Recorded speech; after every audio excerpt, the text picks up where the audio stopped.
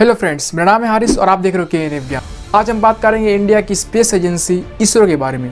Indian space research organisation, जिसका headquarter Bangalore में है और जो कि डिपार्टमेंट ऑफ स्पेस के अंडर में आती है, जिसे भारत का पीएम डायरेक्टली ओवरसीइंग करते हैं। जितना भी लॉज होता है, जो भी पार्लियामेंट में बिल पास होता है, वो पीएम के अंडर में होता है।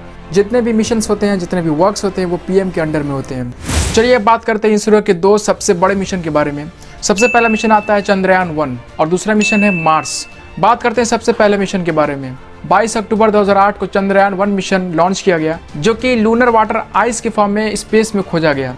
और दूसरा मार्स ऑर्बिटल मिशन, जो कि 13 नवंबर 2013 को लॉन्च हुआ और 24 सितंबर 2014 को वहां पर मार्स ऑर्बिटल में एंटर किया। और उसके बाद से एशिया का सबसे पहला ऐसा मिशन बन गया जो कि मार्स पे कदम रखा है। इसरो का सबसे बड़ा रोल रहा है बैसिलस आइसोनेसिस को खोजने में, उसके बैलून एक्सपेरिमेंट के थ्रू। इस बैक्टीरिया के 3 स्पीशीज खोजे गए हैं जो कि बहुत हेल्पफुल है यूवी लाइट को रोकने में, जो कि सूरज से पृथ्वी की ओर आती है। उस यूवी लाइट को रोकने में बहुत हेल्पफुल है। ये बैक्टीरिया जनरली पृथ्वी के 20 से 30 किलोमीटर ऊंचाई पे पाया जाता है और उसके अलावा पूरी दुनिया में कहीं नहीं पाया जाता है। स्ट्रेटोस्फीयर में ये पाया जाता है और इसरो ने इसकी सबसे पहली खोज की। चलिए जान लेते हैं इसरो की हिस्ट्री कैसी रही है।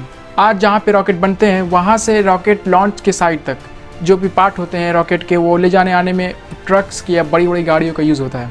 बट पहले के ज़माने में जब 1959 में पहला रॉकेट लॉन्च हुआ था, उस रॉकेट के पार्ट्स को ले जाने आने में साइकिल या ब्लॉक कार्ट का यूज़ किया जाता था। और सबसे पहला रॉकेट लॉन्च करने में सबसे बड़ा हाथ रहा है विक्रम साराभाई का, जिन्हें फादर ऑफ इसरो भी कहा जाता है। और सबसे पहले 1962 में सबसे पहले प्राइम मिनिस्टर जवाहरलाल नेहरू के द्वारा Indian national committee for space research INCOSPAR बनाया गया। और आज दुनिया भर के जितने भी स्पेस रिसर्चर हैं, जैसे कि नासा हो गया, चाइना हो गया या जापान हो गया, वो अपने सैटेलाइट को लॉन्च करने के लिए इंडिया में लाते हैं, क्योंकि इंडिया के पास एक स्पेशल व्हीकल है जिसका नाम है PSLV। तो चलिए अब बात कर लेते हैं इसके एडमिशन प्रोसेस के बारे में। जनरली अगर आपको इसरो में साइंटिस्ट बनना है तो आपको IIST मतलब कि Indian institute of space technology पे एग्जाम देना होगा। ये JEE एडवांस के थ्रू होता है, जिसमें 100 से 150 तक की सीट होती है। उसमें आपका इजीली अगर आपका अच्छा नंबर आता है तो आपका हो जाएगा। या इसरो डायरेक्टली NIT या IIT स्टूडेंट को डायरेक्टली पिक कर लेती है जो अच्छे स्टूडेंट होते हैं। एडमिशन प्रोसेस के बारे में आपको डिटेल जानना है तो लिंक डिस्क्रिप्शन में दिया हुआ, वहाँ से आप जा करके जान सकते हो।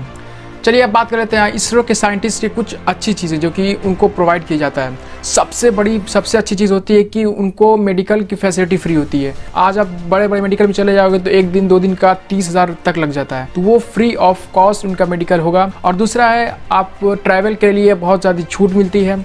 और तीसरा आपका आता है रहने सहने की जगह, जहाँ पे वो रहते हैं वहाँ पे टेनिस कोर्ट, बहुत सारी facilities, gym, tennis court, cricket ground, सारी चीज़ें मिलती हैं। और स्पेशली यहाँ पे आपको लीव की भी कोई प्रॉब्लम नहीं है, बड़े आसानी से छुट्टियाँ मिलती हैं, specially for women. As a ISRO scientist उनकी रिप्यूटेशन, उनका जो रिस्पेक्ट है पूरे भारत देश में बहुत ज़्यादा होता है। चलिए अब बात कर लेते हैं स्पेस रिसर्च कंट्रीज़ के बारे में, जो कि टॉप 5 में आता है। सबसे पहला आता है नासा, जो कि US में स्थित है, national aeronautic and space agency. Second number पे आता है CNSA, China national space administration. और तीसरे नंबर पे आता है ESA, यूरोपियन स्पेस एजेंसी। चौथे नंबर पे आता है Roscosmos, Russian federal space agency. और 5वें नंबर पे आता है अपना ISRO, Indian space research organisation. ISRO कई डेवलप्ड कंट्री के स्पेस इंस्टीट्यूट से भी ज़्यादा आगे है, जैसे कि आपका फ्रांस हो गया, कनाडा हो गया, और यहाँ तक कि जापान, जो कि टेक्नोलॉजी में सबसे ज़्यादा आगे होता है, उससे भी अपना इसरो आगे है। जापान 6वें नंबर पे आता है और इसरो अपने 5 नंबर पे आता है।